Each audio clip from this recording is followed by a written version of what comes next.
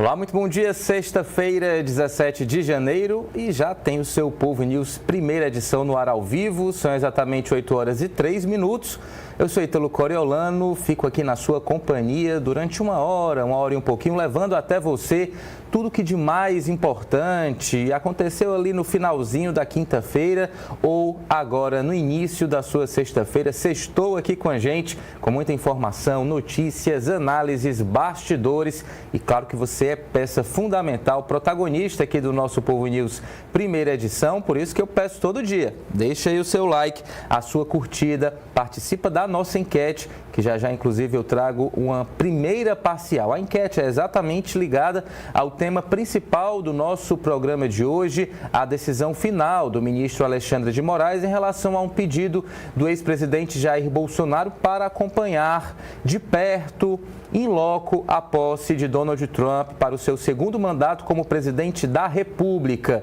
E a decisão de Moraes, como já era esperado, foi de rejeitar esse pedido. Vamos então aos detalhes. O ministro Alexandre de Moraes, do Supremo Tribunal Federal, apontou que as medidas impostas ao ex-presidente Jair Bolsonaro no ano passado precisam permanecer porque, segundo o magistrado, há sim risco de tentativa de fuga aqui do Brasil. Esse é um dos argumentos do ministro do STF para negar a devolução do passaporte de Bolsonaro, que foi solicitado pela defesa do ex-presidente para que ele pudesse ir à posse de Donald Trump nos Estados Unidos, evento que acontece na próxima segunda-feira, dia 20, abre aspas. O cenário que fundamentou a imposição de proibição de se ausentar do país com entrega de passaportes continua a indicar a possibilidade de tentativa de evasão do indiciado Jair Messias Bolsonaro para se furtar a aplicação da lei penal, aponta o ministro na decisão desta quinta-feira, dia 16. Moraes também destaca, nesse documento que já eu leio na íntegra, que o ex-presidente pode proceder da mesma maneira como vem defendendo a fuga do país e o asilo no exterior para os diversos condenados com trânsito em julgado pelo plenário do STF em casos conexos à presente investigação. A decisão segue o entendimento da Procuradoria-Geral da República, a nossa PGR, que se manifestou de maneira contrária à liberação do documento e também à autorização dessa viagem. O documento de Bolsonaro foi apreendido em fevereiro do ano passado pela Polícia Federal, vocês lembram exatamente por todo aquele esquema de tentativa de golpe. O procurador-geral afirmou a Moraes, na quarta-feira, que não há, no pedido da defesa de Bolsonaro,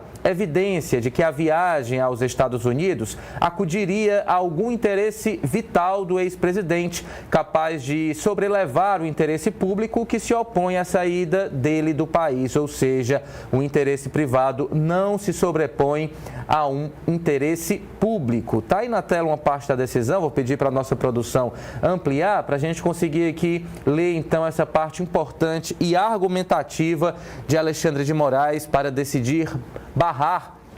a viagem de Jair Bolsonaro aos Estados Unidos. Não há dúvidas, portanto, que desde a decisão unânime da primeira turma não houve qualquer alteração fática que justifique a revogação da medida cautelar, pois o cenário que fundamentou a imposição de proibição de se ausentar do país com entrega de passaportes continua a indicar a possibilidade de tentativa de evasão do indiciado Jair Messias Bolsonaro para se furtar a aplicação da lei penal da mesma maneira como vem defendendo a fuga do país e o asilo no exterior para os diversos condenados com trânsito em julgado pelo plenário do Supremo Tribunal Federal em casos conexos à presente investigação e relacionados à tentativa de golpe de Estado e de abolição violenta do Estado Democrático de Direito. Nesse sentido, manifestou-se o Procurador-Geral da República e ele faz uma citação, abre aspas, a medida de retenção do passaporte visa, obviamente, a impedir que o requerente saia do país e objetiva satisfazer eventual instrução criminal e aplicação da lei penal.